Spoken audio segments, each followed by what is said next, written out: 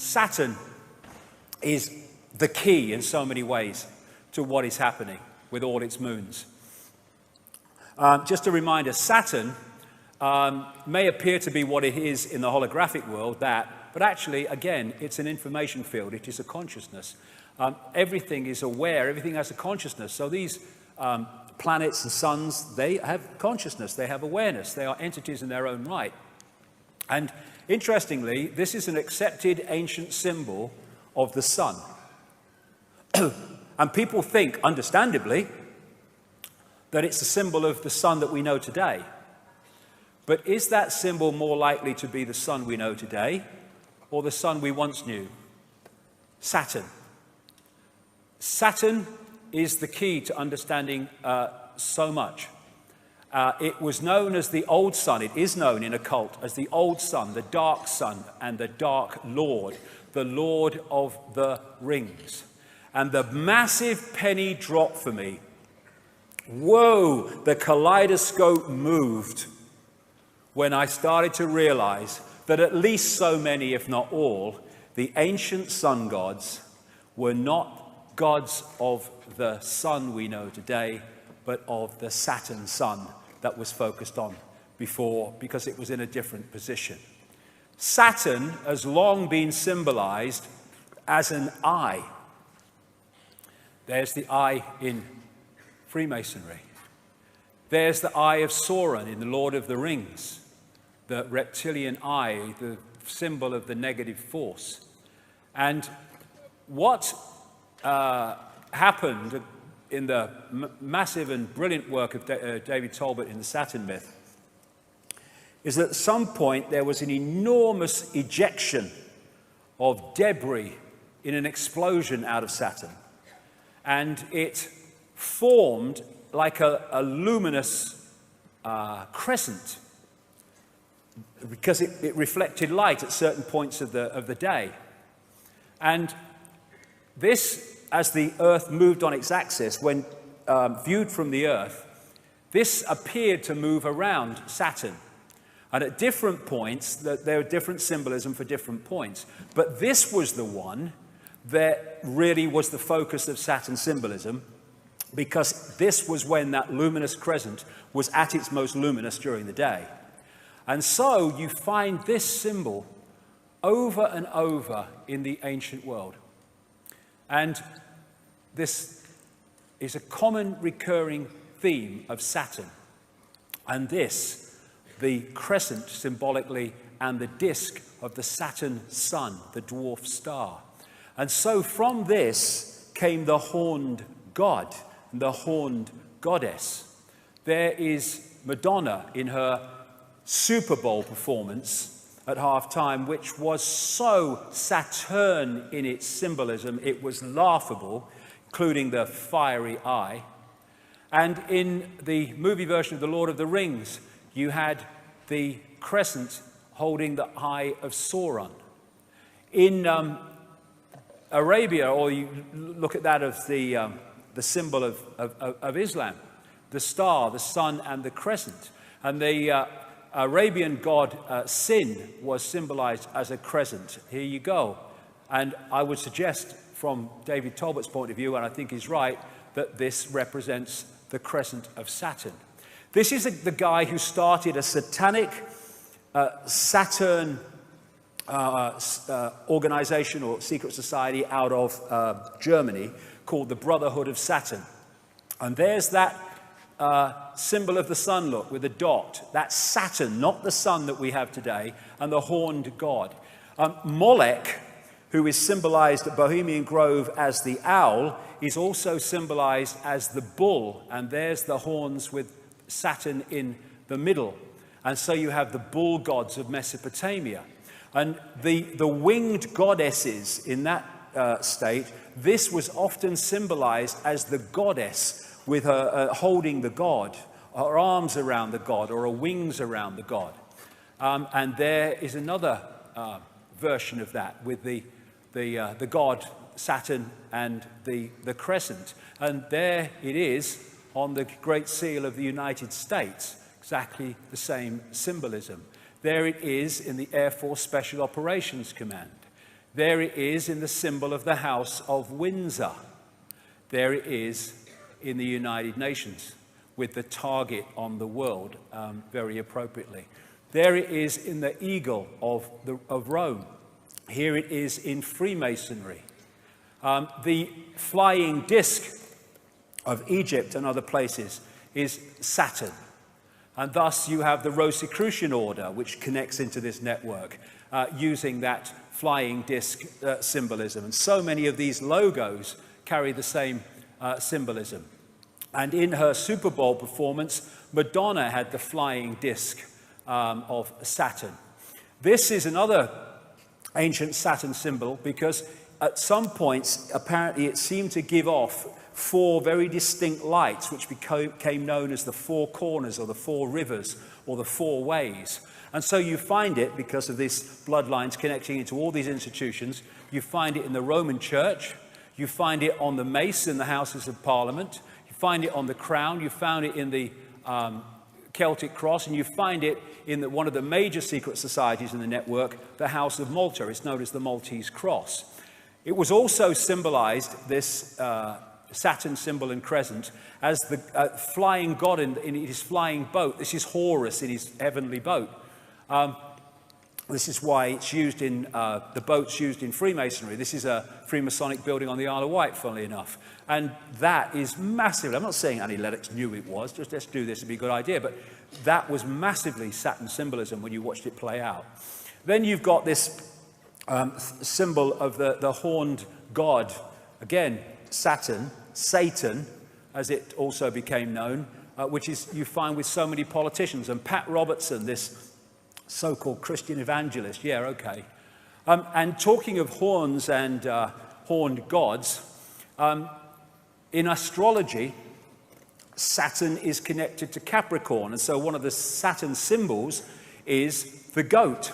This again is the great Freemasonic historian Manly P. Hall, who said Pan, the goat god, was a composite creature, the upper part, with the exception of his horns, being human, and the lower part in the form of a goat. The god himself is a symbol of Saturn, because this planet is enthroned in Capricorn, whose emblem is a goat.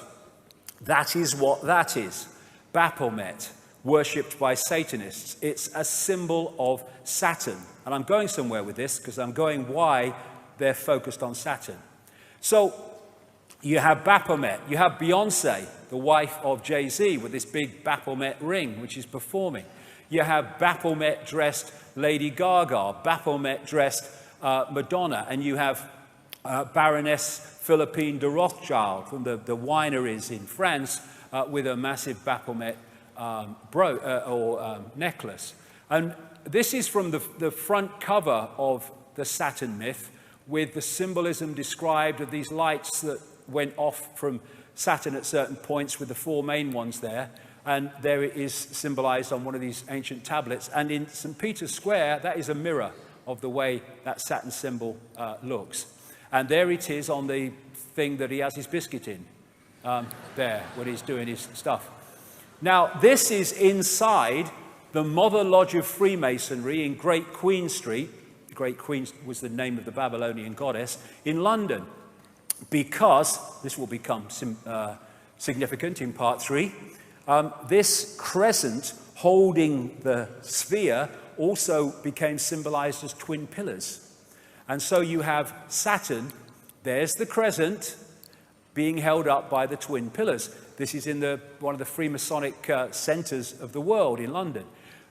Numerologically, digitally, Saturn is number 8, and this has led to symbolism of Saturn in terms of the spider. Thus you have, in Madonna's Super Bowl performance, the winged disc symbolized with a spider in the center. Now this is fascinating. This is called the magic square of Saturn. And it's also, not by coincidence, the magic square of Freemasonry. And it's magic because of this reason. If you go that way, that way, that way, that way, or that way, or that way, all the numbers in the 3 blocks in line add up to 15. And in numerology, you keep adding numbers until they become a single number. And so 15 in numerological terms is 6. So 666, 666 in all directions. And the black and white squares, for reasons I'll have to go into in detail in a book, because, there's so much to get through today, also relates to Saturn. And so you have them in Freemasonic temples, black and white squares, and you have them in the major cathedrals, like Westminster Abbey and stuff, because of this connection I'm talking about. Now, this is called the sigil of Saturn. And they get this symbol by drawing in the magic square of Saturn from 1 to 2, and then to 3, from 4 to 5 to 6, etc. That's how they get it. Now, you turn that straight up, and that's what that is. It's the sigil of Saturn.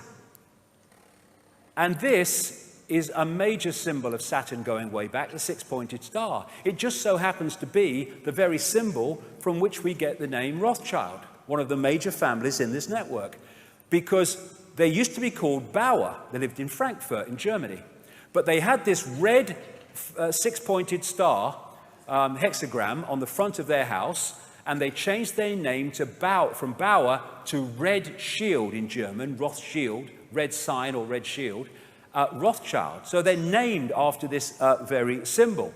And it was they that created Israel, not on behalf of Jewish people, on behalf of their bloody agenda that treats Jewish people with as much disdain as any of the rest of us. And so you have their symbol on the flag of Israel. They use the six-pointed star so much in law enforcement. This is on a public building in Toronto, right in the center of the six-pointed star. There's the horned god. There's the sheriff and a medal. There is the six-pointed star representing Saturn on an ancient clay depiction. And there it is on Credo Mutwa's 500 to 1,000-year-old Zulu hand symbol. If you do that on the dollar bill, you get the six-pointed star, and those letters make an anagram of Mason, interestingly. Inside the Great Mother Lodge of Freemasonry in Great Queen Street, London, there is the Twin Towers, symbolic of the crescent, and there is Saturn again, the six-pointed star. Now, of course, the Roman Church and Christianity, that is anti-Freemasonry and anti-secret societies because they're naughty, but it's on his bloody fish hat, look, right? They're everywhere because the same force is in control. Here you go, I have a bit more Madonna, there you go.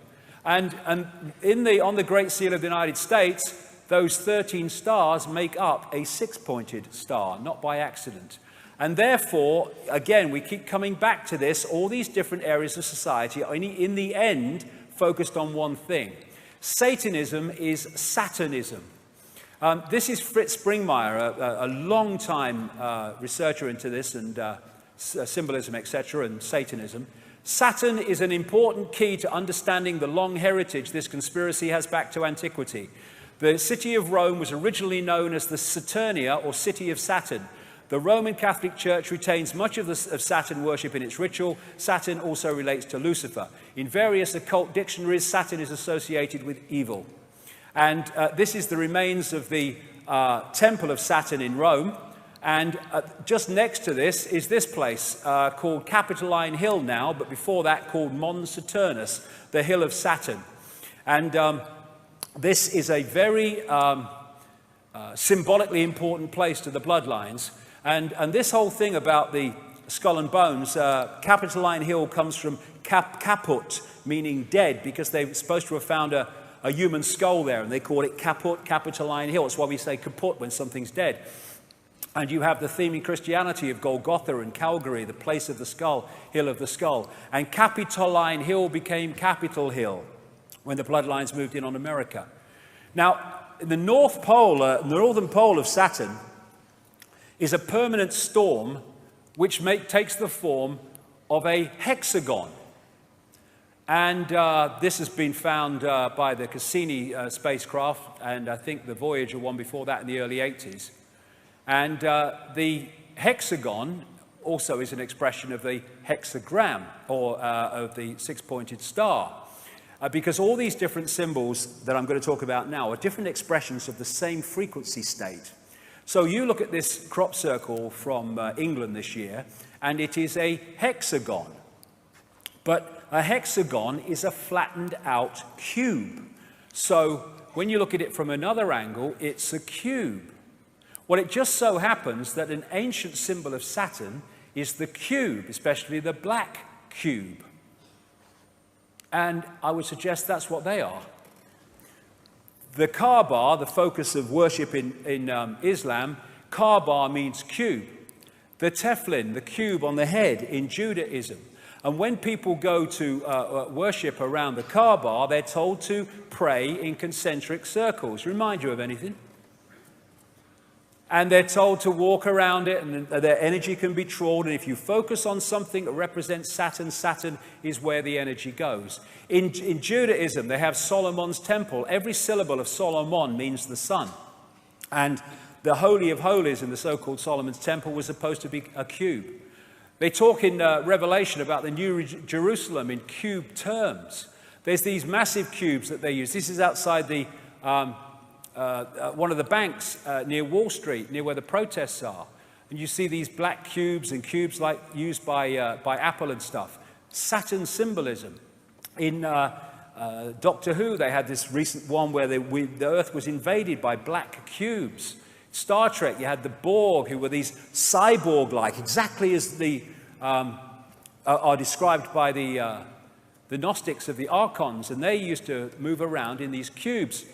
If you geometrically represent the cross, then it is a flattened out cube.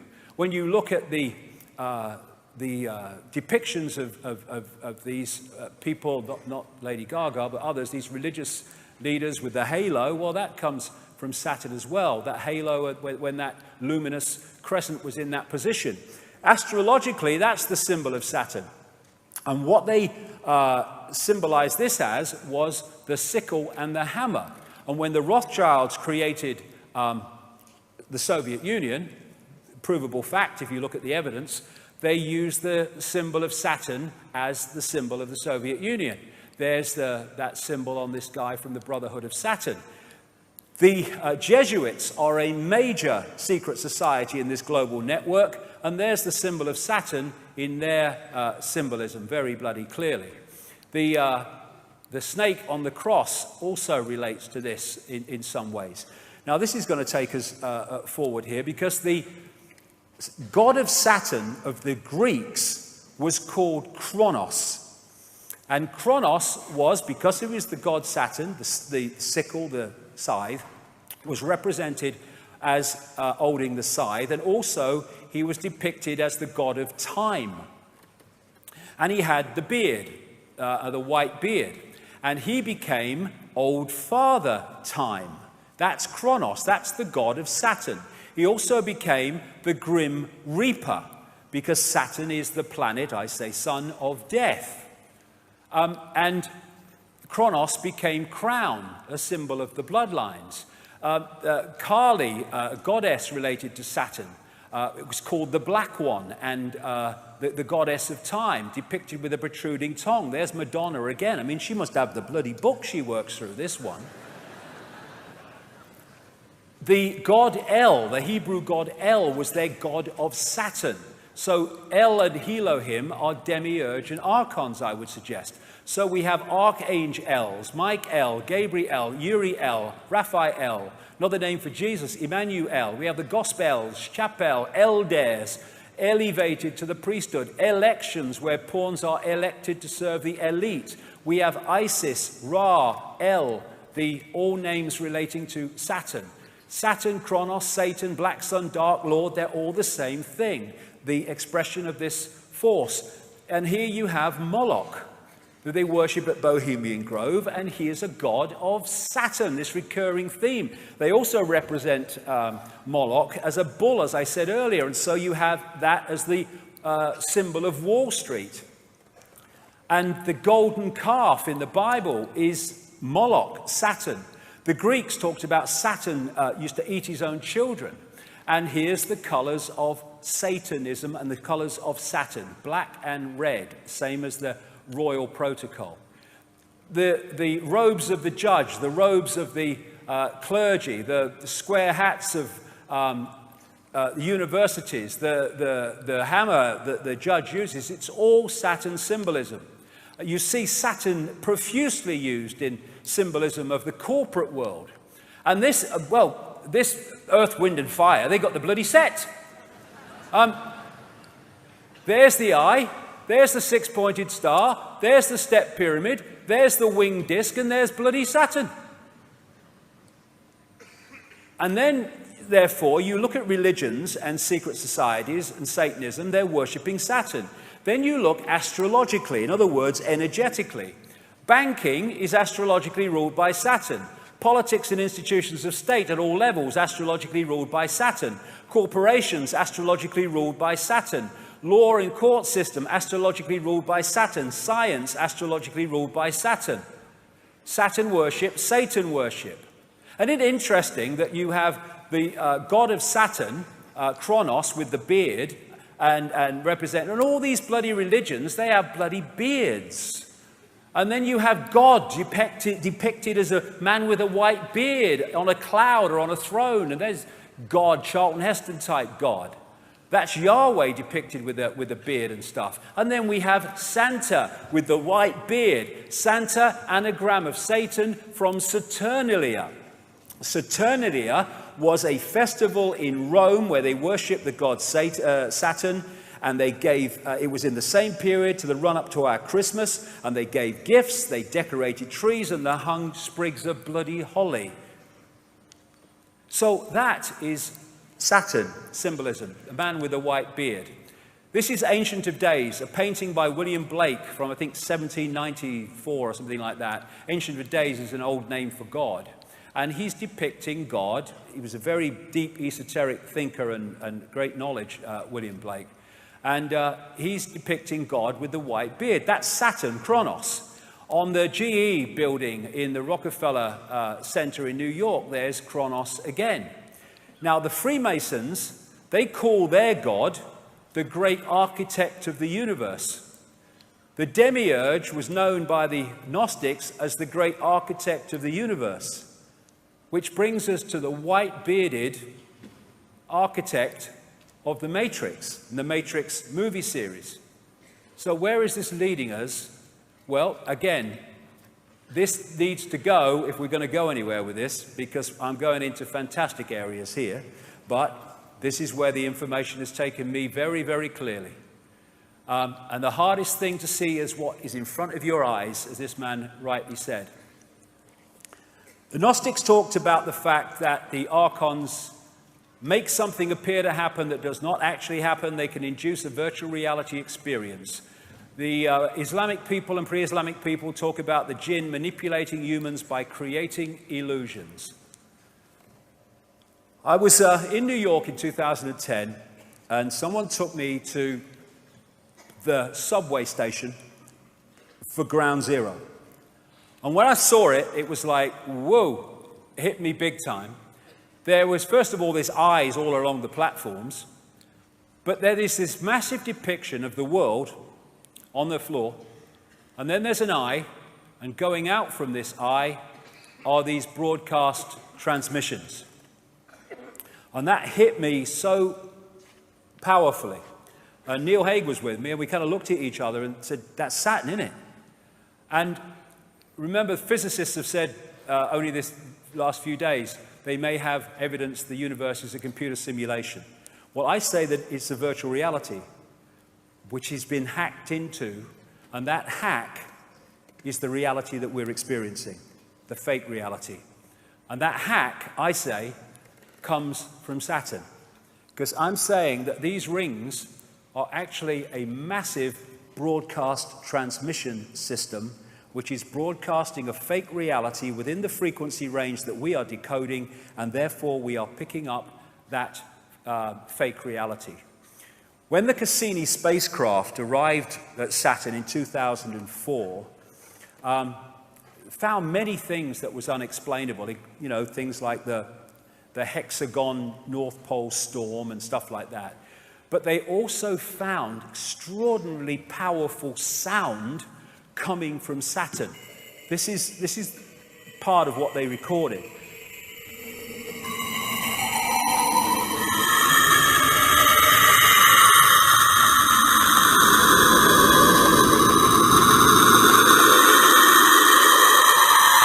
Nice, man. And I got sent this by a sound engineer, works in sound engineering for a living, and it's one of the rings of Saturn, and he said, I see that every day. That's bloody sound. They're sound waves. And this is in cymatics, this is a six-pointed star. And of course we have the hexagon going round and round and round at Saturn's north pole. This is a standing wave created by sound, rings. This is at the south pole of Saturn, and it's a permanent ice storm. This is a standing wave created by sound. And these are symbols created by sound, like cymatics. And a certain frequency created this perfect six-pointed star with the hexagon in the middle and the hexagon there. Therefore, the sound creates the frequency, creates the symbol, and in the same way, the symbol represents the sound and the frequency. The symbols are just holographic representations of vibrational waveform states. I would suggest in these symbols cases, representatives of the sound frequency coming off Saturn. Same with all these symbols and numerological manipulations. The sound and the symbol are different expressions of the same thing. Thus, if we, in the holographic realm, are constantly bombarded with these symbols, it is on an energetic level feeding us the frequency field of what they represent. And Saturn, when described pre-cataclysmic, didn't have rings. So where'd they come from? Well, maybe it had rings, but it weren't rings we could see. We can see them now. Well, this guy, Norman Bergeron, has he's in his 90s now, I think. He has a long, long history in space research, technological research, going way back. And his life changed when he started studying the pictures that came back from the Voyager 1 and 2 space expeditions to Saturn. They arrived in 1980-81. Because when he studied them, he realized there was something very strange about Saturn's rings. And he said this in his book, The Ringmakers of Saturn. Several years ago, a number of folks in the astrology and astronomy and physics world began theorizing that these rings had to be much younger than the universe, perhaps only about 100 million years old. But one pair of pictures shows a change in 5 minutes. An impression is conveyed that the latest reported measurements purport to be the true ones, when in reality, all might quite nearly be correct at the time of observation. General reluctance to accept variable ring system geometry occurs because of apparent failure to identify a physical mechanism suitable for producing recurrent change. In other words, classic mainstream science, if we can't explain it, we'll kid ourselves it doesn't exist. And he also found these in the pictures coming back from Voyager, and the Cassini ones found them too. And he calls them electromagnetic vehicles, and they are massive. Some of them several times bigger than the Earth. But again, we need to move our sense of perception. In terms of size representation, this is the Earth against the size of Saturn. We're not talking the same perception of big in terms of outside of the Earth. And here are some of the other pictures of these electromagnetic vehicles picked up by these NASA craft. Why aren't they all in the papers being talked about? You'd think, what the hell is this? No, nothing. Thanks to Bergeron, we've seen their existence. This is the Hubble telescope. Let's pick one of them up. Look at the size of the bloody thing. And here's a few Cassini spacecraft pictures, still pictures put together. What the hell is that? Exactly what Bergeron was describing from Voyager. And this is the other thing. He found pictures of stuff spewing out of these electromagnetic vehicles into the rings of Saturn and bloody making them or extending them. And what is said to be in the rings of Saturn, I guess thus that's why we can see them, is like ice and stuff. I think, and I would suggest that eventually they will realize that there is a crystal substance being put into those rings that has a dramatic impact on their ability to transmit information. In 2009, NASA released this picture, which is a ring around Saturn, which is from 3.7 million miles out to 7.4 million, and that ring could encompass 1 billion Earths. I suggest that there are rings that we can see, but there are sound rings that we can't see that are coming out across, and we're picking them up. They make something appear to happen that does not actually happen. They can induce a virtual reality experience. The Saturn matrix, as I call it, is a frequency band, which we are decoding as a fake reality. And I suggest, my view, we will find that the edge of that frequency band is what we call the speed of light. And beyond it, you go out of the matrix. And when all the genetic tinkering that the ancients talked about went on, the human form was being manipulated to be tuned in to receive and transmit within the frequency band of this Saturn broadcast, and pulling people from a heart state beyond the matrix into an emotional point of interaction massively in the matrix was a major way of tuning us into this fake reality. We talk about people who don't think for themselves as being in the box. Maybe we ought to say that they're in the cube. And they want to shut the heart down, and they have to so many people, because it takes us beyond the bounds of time and space, beyond the matrix, because I suggest that what we call time as we decode it is in this matrix transmission. I'll whip through this quickly because I've talked about this in my books at great length, and I've talked about this at Under London Talks. But I say the moon is a construct or a part construct. This is a book called Who Built the Moon by Christopher Knight and Alan Butler. It's absolutely brilliant in the way that it puts the case for the moon not being real in terms of a natural body. But interestingly, what they find in that book is the mathematics and geometry between the sun, the moon, and the earth are fantastic in terms of their synchronicity, and it does not apply in any way to the rest of the solar system. And the Gnostic writings found in Nag Hammadi in 1945, 1,600 years old or more, say that this is a separate system operating within the Archon system of the inorganic universe. They say in the book, the authors, the maths involved in the Earth, Moon, Sun system is nothing less than staggering, and that the moon has been put there with the accuracy of the proverbial Swiss watchmaker. So when viewed from the Earth, it's the size of the sun at an eclipse. The BBC did a program, Do We Really Need the Moon? And it said the moon is now in a perfect position to sustain life on Earth in its effect on the Earth, but it's just a coincidence. I think not. We only see the near side of the moon. We don't see the far side of the moon.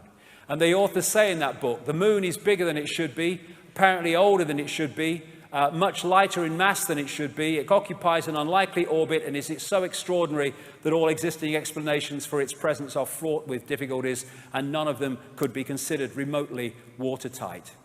The mainstream theory is that the Earth was hit by a Mars-type planet when it was forming, and a chunk came off and became the moon, called the whack theory. That didn't pan out, so they came up with a double whack theory, where it was hit by the planet, it went away and gave it another smack, and then it became the moon. Now, of course, it doesn't pan out because it's nonsense. They don't know. Why don't they just say it's not a bad thing we don't know? There's lots of things we don't know. The best explanation for the moon is observational error. The moon doesn't exist, said this scientist at the Smithsonian Center for Astrophysics. It's easier to explain the non-existence of the moon than its existence, blah, blah, blah. It goes on. And you know, I'll go through this because I don't want to run over too much time. I'll just mention a few things about the moon. These two scientists from the Soviet Academy of Sciences wrote a detailed article in 1970 headed, "Is the Moon the Creation of an Alien Intelligence?" And they explained in scientific terms why the moon cannot be a natural body, and in doing so explained all the anomalies that, if it is a natural body, cannot be explained. This guy, Sergeant Wolf, talked at the National Press Club a few years ago and told of his experiences on the inside at NASA, where he saw things like alien bases on the moon and stuff like that. And there's all these towers and strange phenomenon, like this blue light called blue gem or blue dome that they can't explain on the moon. And these artifacts on the moon that clearly are not natural. Look at that one. What the bloody hell is that? They can't explain them. They don't talk about them. These are pictures of what are claimed to be statues on the moon. There's so much we don't know. In symbolic terms, maybe in a bit more than that, the moon is a bit like the Death Star of this big-time insider, George Lucas, in the sense that it's actually some kind of technological construct. And it's my view, as I've said before in previous books, that what the moon is doing, in its present use anyway, is taking this Saturn broadcast and acting as an amplifier to fire it at the Earth, so we get it in massively increased power and therefore effect. It's acting a bit like a dish transmitting information which we're picking up and decoding into a fake reality. Now, 9 months after I'd written that in a book called The Human Race Get Off Your Knees, someone sent me an email from Brazil, I think it was, a lady, and said, "Have you read this book, Earth, by Barbara Marciniak? Because I've just read your book and I think you'd find it interesting." And she sent me some page numbers. Barbara Marciniak is what they call a channel. And lots of channels are not channels. They just think they are. But, you know, if you get a genuine one, then you can get out there and bring information out from other dimensions into this one. You can get some profound information that way. And she's done a lot of great stuff, Barbara Marciniak. I've met her a few times. Anyway, I hadn't read Earth. I'd read the first book that she wrote, but not Earth. Anyway, I sent for it. I went through the page numbers, and I'm like, whoa, this is 9 months after I've said this stuff in Human Race Get Off Your Knees. And this was a channeled book, and this is what was in the book. 1996, I think this came out. The moon is a very powerful electromagnetic computer. The energy from the moon has been beaming electromagnetic frequencies onto the Earth for eons now to maintain the two-stranded DNA. The moon is a satellite that was constructed. It was anchored outside Earth's atmosphere as a mediating and monitoring device, a supercomputer or eye in the sky. Earth must be owned by those who dwell there. However, it is not. You have outside gods, creator energies, who prevent you as a species from having free reign with your kundalini. That's the energy of awakening, in effect. The influence of the moon as a main satellite computer affects all of the Earth. The moon's programs have for eons been of great limitation towards human beings. There are repetitive cycles that the moon creates to which you respond. The tales about the full moon and insanity, madness and heightened bleeding are all quite true. You know that television influences you a great deal. The moon is the same way. And astrologically, just as a very quick aside, when that great rearrangement happened, of course, astrologically, everything changed as well in terms of the influence of the astrological energies upon the human perception, because suddenly all these bodies are in different positions to where they were before. So the Saturn-Moon matrix, as I call it, I say anyway, is generating a frequency band, a fake reality, which we are decoding to be what seems to be a real reality, and the genetic manipulation has tuned us into it and created this cycle of round and round the garden. It's coming, it's coming, it's coming, as the guy said in the video. And Neil Haig has this concept of moonopoly, or Saturn moonopoly. And it goes like this. You get up in the morning and you have your breakfast and then you go to work. And then you have your lunch, sandwich normally, and then I go to work and then I go home and then I have my tea and then I watch a bit of telly and then I go to bed. Then I get up and I go to work, and then I have my lunch, sandwich and all. And I mean, look at us. We are infinite consciousness, infinite awareness. All there is, has been, and ever can be.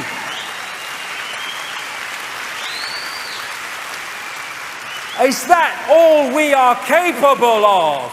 No. But we are locked into these cycles to which we respond. No response. See it as you couldn't see it before. An end to work, buy, consume, die. That's what that is. And this matrix creates a firewall that holds us from seeing further into the energy field and holds us in this tiny frequency band we call visible light. What they've done is taken the universal energy field, the universal construct, and they have hacked into it, and they're feeding a fake reality to us from within that construct. And therefore it's goal. Oh, my life's in a terrible state. I'm just making adjustments to my life. Oh, life's great. And they're all fricking illusions. We're like in this wall. You know those scientists that have been suggesting in the last few days that the universe might be a computer simulation? They actually said, like a prisoner in a pitch black cell, we may never be able to see the walls of our prison. Why? Because they are vibrational walls, and I suggest that they are the speed of light. Which is not the fastest speed. Sorry, Einstein, mate. It's pedestrian. We're talking all possibility, darling. And so when we look into the night sky, are we seeing what's real, or are we seeing a projection? I've talked in I think it was my last book, or the one before that. I had a profound experience as a little boy when I was first taken to the London Planetarium, when I looked and saw the night sky on the roof of the planetarium, and it looked so bloody real. And it hit me, and it's never left me, that actually when I look at the night sky, that ain't actually what I'm looking at. Firewall. All that we see or seem is just a dream within a bigger dream. Is this the real life? Is this just fantasy? Caught in the landslide, no escape from reality. Open your eyes, look at the skies and see. Is it a sky? Or is it a projection? And so, when we come to the matrix, and this scene in the matrix, I call it the Saturn moon matrix, maybe connected to other things we don't know yet. This is so real, and so the world we live in. If you add two words, the Saturn moon matrix is everywhere. It is all around us, even now in this very room. You can see it when you look out your window, or you turn on your television. You can feel it when you go to work, when you go to church, when you pay your taxes. It is the world that has been pulled over your eyes to blind you from the truth. What truth? That you are a slave, Neo. Like everyone else, you were born into bondage, born into a prison that you cannot smell or taste or touch, a prison for your mind. Archon world. We live in Archon world. I'm going to bring this down now before we have a break. I'll bring this down into the world that we live in now. This guy, a great cosmologist who knew far more than he was saying or was allowed to say, Carl Sagan, he wrote a book, The Dragons of Eden, in which he talked about the fundamental importance of understanding the reptilian impact of reptilian genetics on human behavior. Because the reptilian brain fundamentally affects human behavior. And I suggest that before the genetic tinkering, either that wasn't there or was nothing like as powerful as it is now. And I came across these books after I was a long way down the line. I came across these books by Carlos Castaneda, in which he was quoting a Central American shaman called Don Juan Matos. And when I read some of the stuff in these books that this shaman had said, it was like, whoa, we talk about confirmation. He talks about the archons and the jinn in exactly the same terms, but he calls them the flyers. But they're the same entities. And this is what he said about them in the books.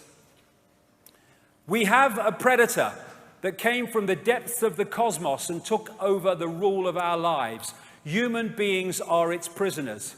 The predator is our Lord and Master. It has rendered us docile, helpless. If we want to protest, it suppresses our protest. If we want to act independently, it demands we don't do so. Indeed, we are held prisoner. They took over us because we are food to them, energy. And they squeeze us mercilessly because we are their sustenance. Just as we rear chickens in coops, the predators rear us in human coops, human eros. Therefore, their food is always available to them. The Matrix is a computer-generated dream world built to keep us under control in order to change a human being into this. Think, matters said, for a moment, and tell me how you would explain the contradictions between the intelligence of man the engineer and the stupidity of his systems of belief, or the stupidity of his contradictory behavior.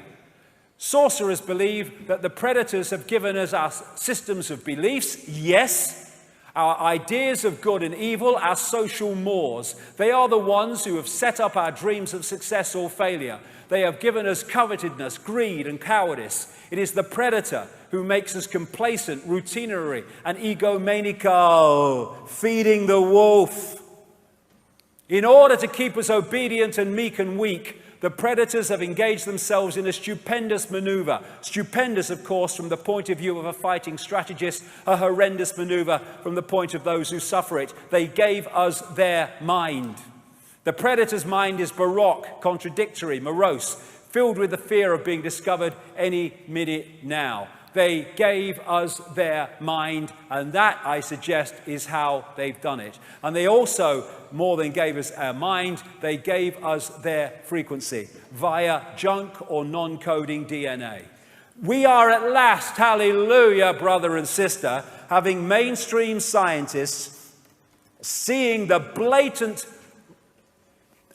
beyond belief, obvious that 98% of DNA, which they have called junk because they didn't know what it did and said it had no function, actually does, stands back in amazement, have a function.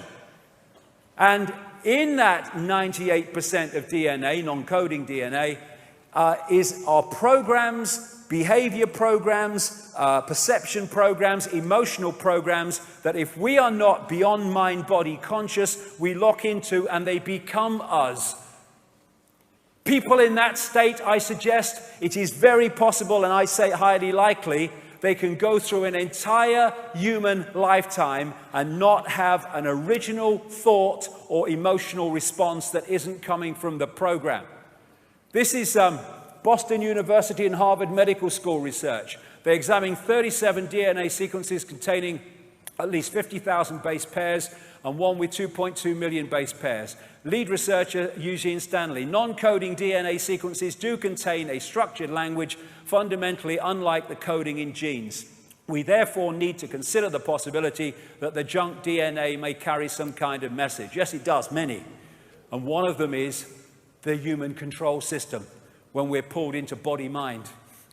Russian DNA research. It appears that the languages we were looking for are in fact hidden in the 98% junk DNA contained in our own genetic apparatus. The basic principle of these languages is similar to the language of holographic images based on the principles of laser radiations of the genetic structures which operate together as a quasi-intelligent system. And this recent announcement by this institute at the Harvard Medical School, all data that humanity creates in a year can be stored on 4 grams of DNA. That's how much information we have in the human structure.